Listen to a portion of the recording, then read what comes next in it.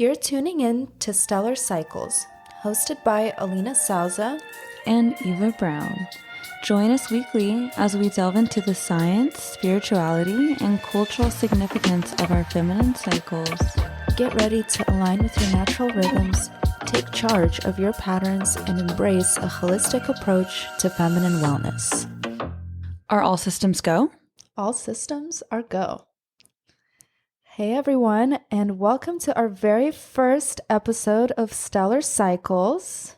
And let's just get right into it. We are going to be talking to the ladies about, you guessed it, your cycle.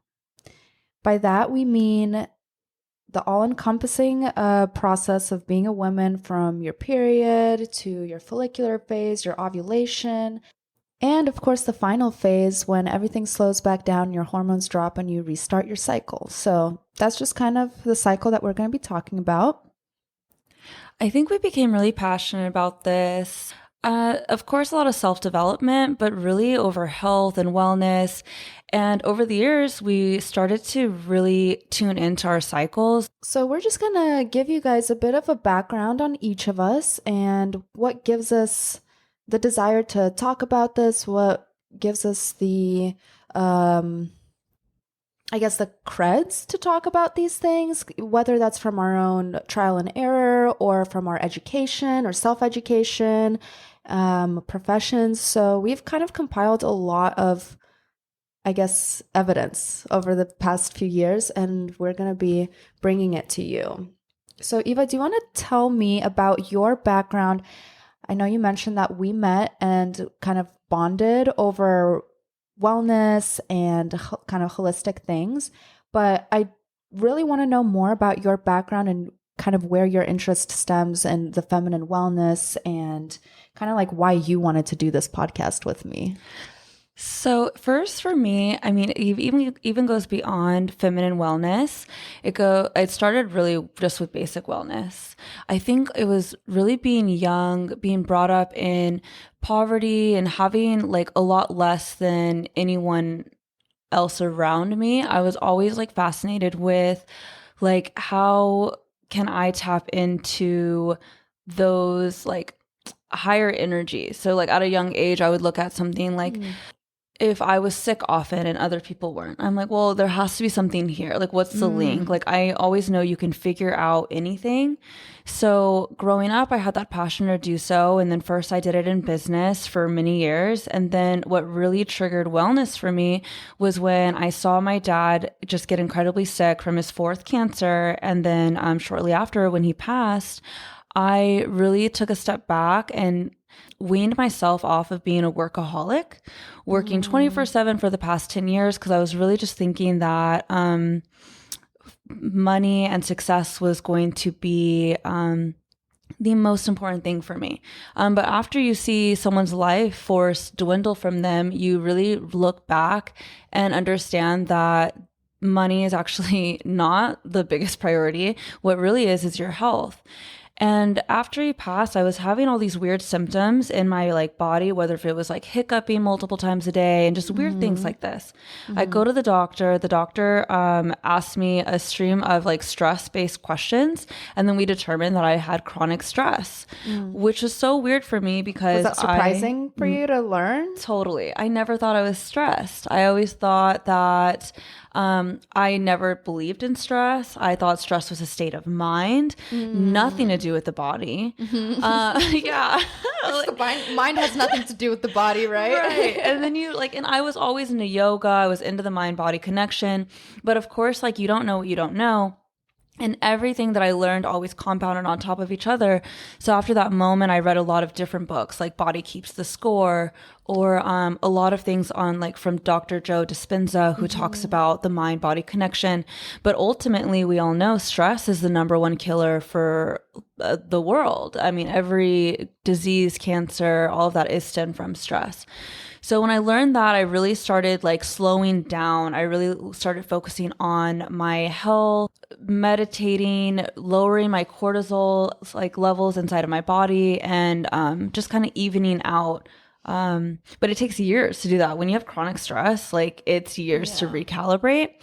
But that's actually what led me into my cycles, because from there, I realized that my hormones are changing every week. And I wasn't flowing with my hormones. I was fighting against them. I was doing what society has always told us to do, which is, if you want to get in great shape, well, work out twice a day and eat like only protein and da da da. All the things that led you to the chronic stress in the first place. Right? Yeah. Like not everyone's designed to be in the same box. So a lot of what we, how we operate today is based off of what men, what's good for guys and for their hormones and their systems, because theirs is very linear. But the conversations haven't ever been directed towards women and what's actually good for our systems, which is like the phases. It changes 4 times a year.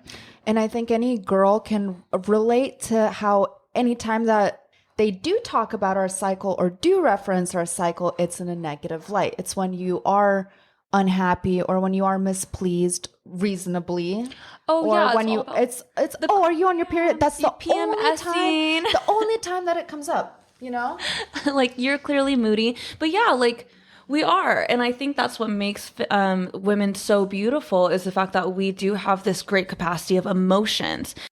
And you guys will hear me talk a lot about feminine and masculine energy, and we'll get more into it later. But like feminine energy naturally is more in touch with emotions, and part of our period and our cycle is to help us experience those emotions on a grander scale. And I think that's something to be celebrated. Yeah. Moody or not. Yeah. Like, we make life valid. interesting, right? We totally make life interesting. So we are here to validate all of us women that our cycles are needed, our moods are valid, and there's a place for us. Yeah. And not only that, but when you tap in, and you'll be able to do this once you've been tracking your cycle for a little bit and seeing your own patterns, but you will be able to use that in life and not feel like you're constantly swimming against the current of like energy of. Yes, they will be able to hack into their lives.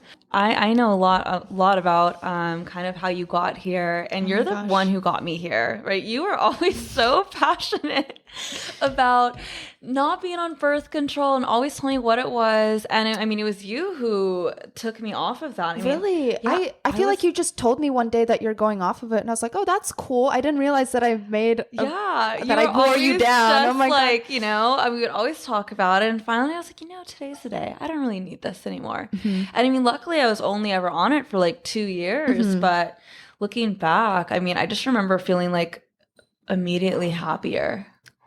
Yeah. So tell me about how you got started in all of this. Honestly, it all goes back to childhood.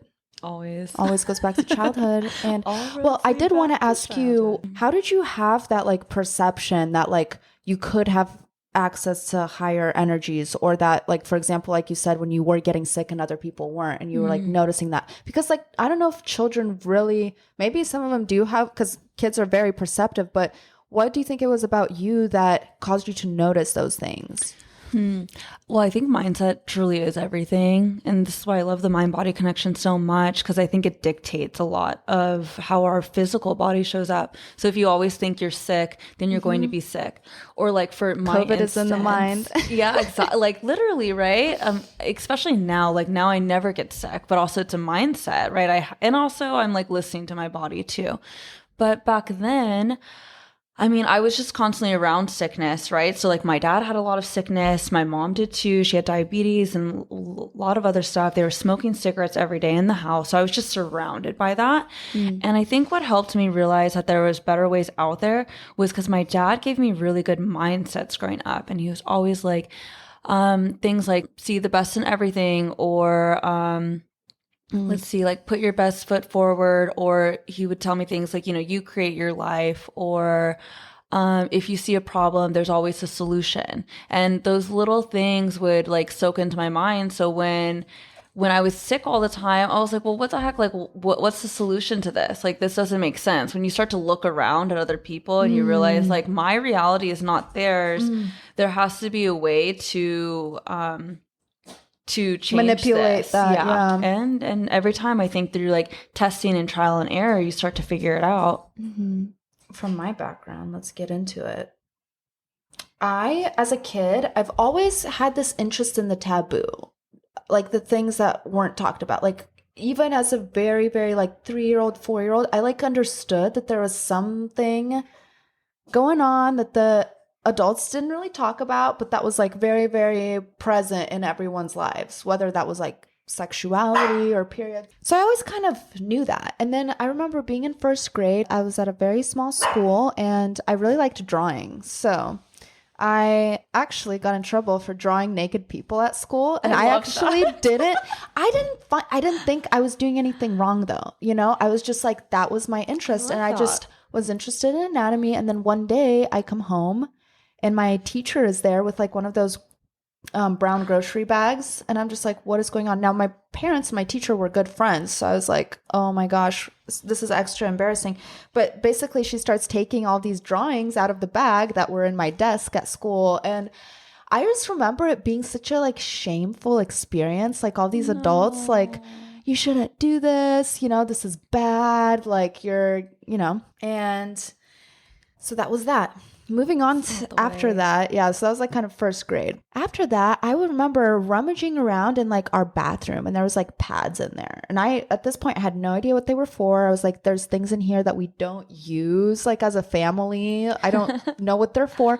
So I opened one and I like literally stuck it sticky side to like the outside of my body. And my mom comes in and she's like, what are you doing? But she wasn't like mean or like, you know, didn't get me in trouble. She took a little piece of paper, because my mom, let's be honest, she was like helping people deliver babies with like midwives. She knew this shit.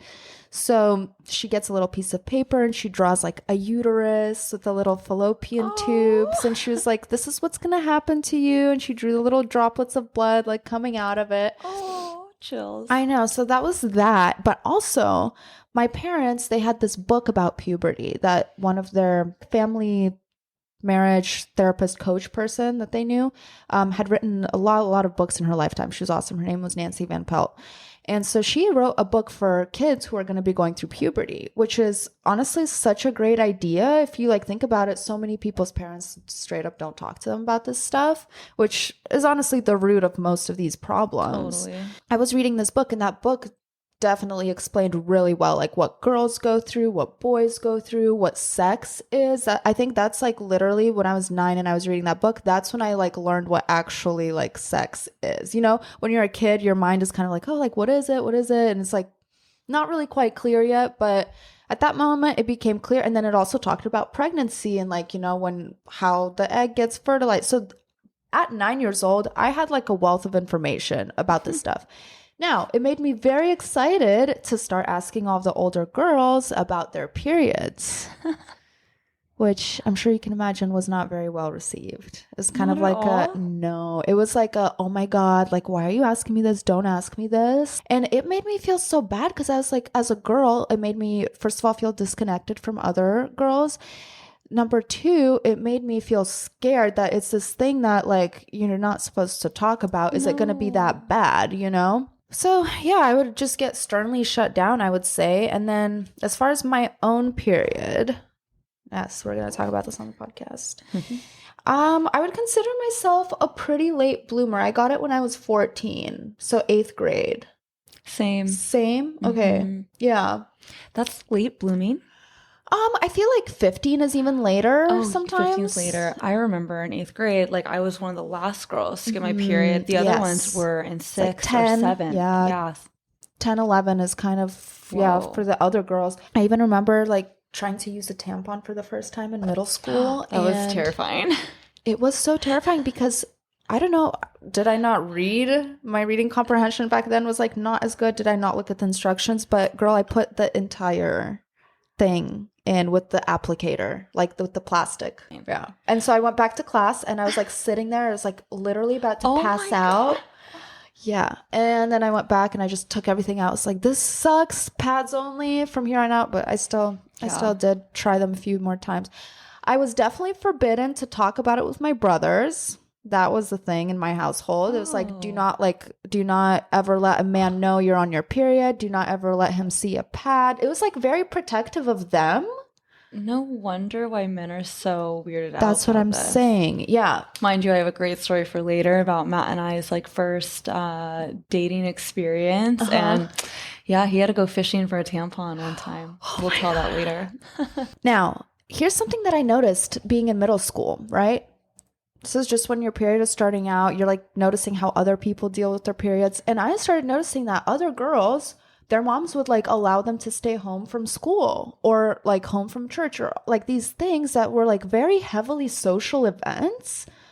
And they would just get to stay home. And I think like even my own mother kind of played into like my belief over this, but I was like, wow, they're so like weak. You should just like be able to suck it up and like take an ibuprofen and just go to school, go to work, you know, like, so I definitely looked down on them, but at the same time, I was very jealous that I was not permitted the space to experience my period and to just feel the things that I just had to suck it up Work and through go it. and just Yeah, work very through it. And that masculine everyone energy. else, like, you know, can just say stupid things like, oh, you're on your period, but and not have to make any adjustments themselves. So yeah, it was around that time that I started to accept the ideology that women are meant to suffer through the means of having a period and also so much else in life. I had this one experience in high school though, where I showed up to high school in the morning, absolutely bleeding through my jeans. And this guy from my class told me in the absolute nicest way about it. Aw. So shout out to him. We're not What going to did say he his name. It's like, those jeans look great on you, by the way, but you might want to go wash them. I literally don't remember, but I don't remember what he said, and here's what's so important, but I do remember that he didn't let me feel like shit about it. That's intention's everything. Uh-huh. Yeah. And Yeah. no shame around any of these things. Right. So, you know, going into college, then I was kind of going into like the medical healthcare kind of direction. I was taking anatomy and physiology classes. I was learning more about the human body. That was super fun and exciting.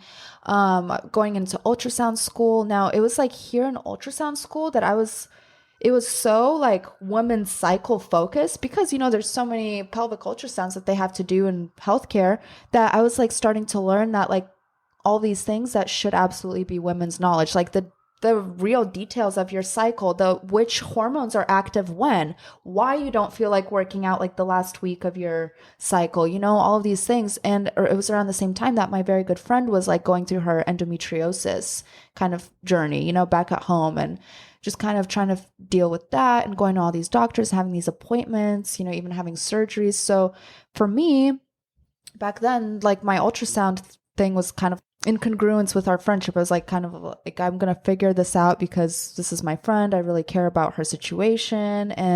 But why not spread that out to like everyone, you know? And that kind of ends me with like being a healthcare employee in the hospital and seeing all of these women with reproductive conditions that honestly have only been popping up since the advent of birth control pills.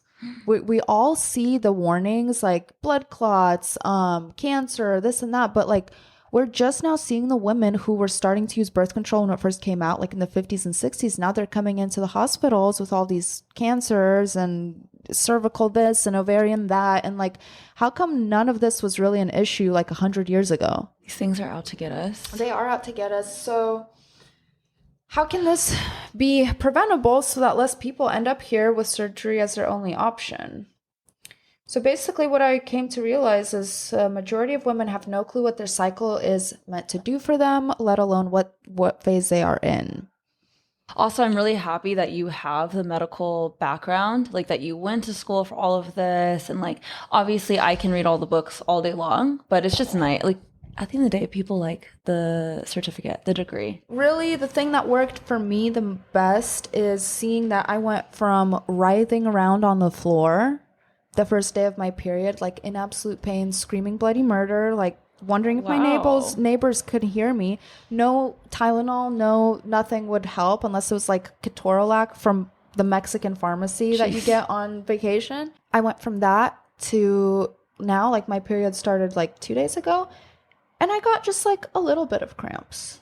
Yay. And that's like such a huge difference without any pharmaceuticals, without, you know, just really, really mindfully watching and just making really tiny, reasonable changes that were easy to implement and to continue doing them. And I'm just like, if I can do this for myself, then there's got to be other women that we can Yes. help guide through that. Yeah, I'm so excited to share all of this with them because honestly, it's a game changer. If you It can is a hack game your period changer. like that, Oh my God. just from eating a little bit better or being mindful about the nutrients in a specific week, done. Sign me up.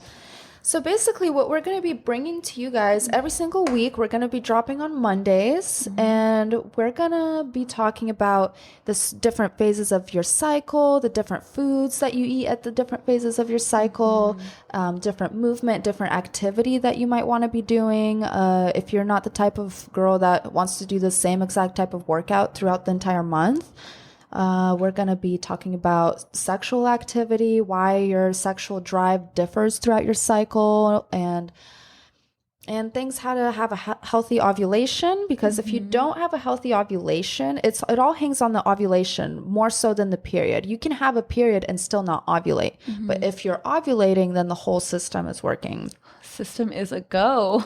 All systems are go. Yes. In the meantime, you guys can rate, review, and follow us. Share with your friends. Follow our Instagram page. Just help us grow this podcast. All the things. Yeah. Obviously, we're very open to feedback. Let us know how we can serve you better, what kind of topics you'd be interested in hearing on, anything that you'd have been wanting to learn yourself. And yeah. This show is intended for inspiration and entertainment and is not meant to replace your physician's medical advice. Music by Moon Blue. Editing by Alina Salza.